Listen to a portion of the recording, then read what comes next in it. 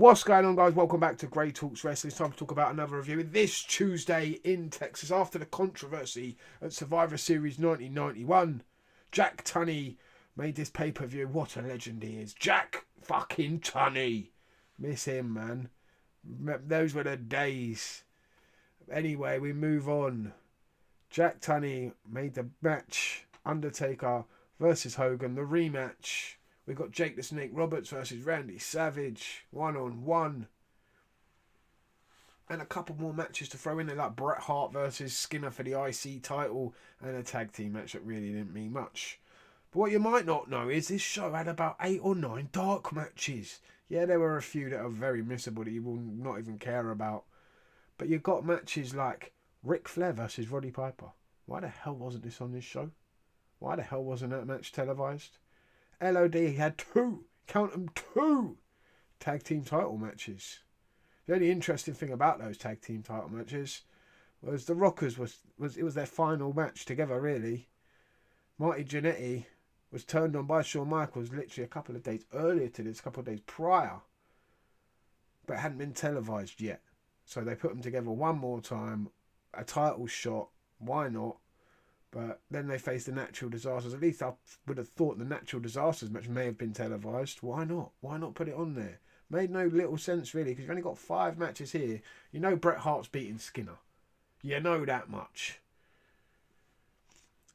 Who cares about the Repo Man, Ted DiBiase versus Virgil and El Matador now? Tito Santana, dear God, what a poor gimmick they gave him. Oh my days, he's a bull trainer now, bullfighter. What the hell? Poor guy in green tights, just Bobby the Brain Heener making racist comments all the way through.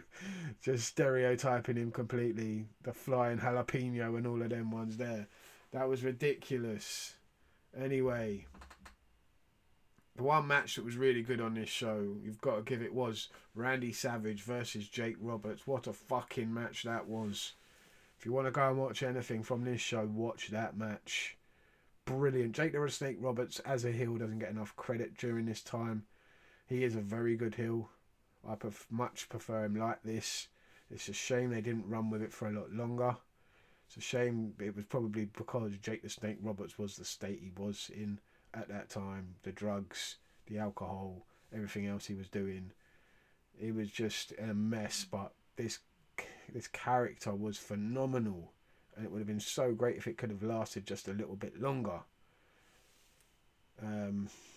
Yeah, the match itself was very good. Savage getting the win made sense, and then him getting attacked after the match. DDT'd a couple of times by Jake St. Roberts. Miss Elizabeth coming out to the ring, her getting slapped by Jake. You never saw stuff like that happen back in them days. A man putting their hands on a woman like that. Jake just outrightly just slapped her in the face, knocked her down. Savage is just livid when he finds out what's happened after the bell, after the match backstage. And it's a good storyline, a storyline you didn't really see back then. Had some anger, had something about it, something to it, and I was enjoying it. And I don't think it lasted as long as it could have. I think they could have got more out of it, really. But a very good match, probably the match of the show, definitely the one to watch, really, because definitely not the Undertaker versus Hogan, even though this is probably better than their match at Survivor Series, in my opinion. Yet again, a dodgy finish. Here comes Ric Flair. Here comes the legend that is Jack Tunney. Getting involved in the match. Hogan using the ashes from the urn to blind the Undertaker. Getting the 1, 2, 3. Hogan wins the belt. And it's just a mess again, man, because they take the title off of Hogan for some reason because of all this mess that's happened. And yeah, we have the titles vacant going into the Royal Rumble. We know what happens there and at the Royal Rumble. But the end of 1991 for the WWF, yeah, they have no champion. Bit of a mess, really. But we're heading into 92, and I know 92 will get better, because 91 for the WWF, in my opinion, hasn't been that good. So far, the 90s haven't been that good. Let's have it right. These shows are not as good as they were. Like the companies, the pay-per-views they were putting out were far better in the late 80s than they are in the early 90s so far. I haven't had many good ones, especially this year. 91 was barren for good shows and good matches. And that's the truth of it, really. Hard watching at times. Hard watching. Anyway, let me know what you think down below about this show. One very good match.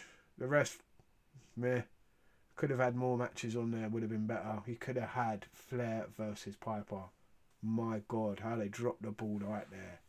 Flair versus Piper would have been epic, but we never got it in the WWF. There we go. Don't know why they didn't do it, but Flair won that match. Maybe that's why. Maybe that's why.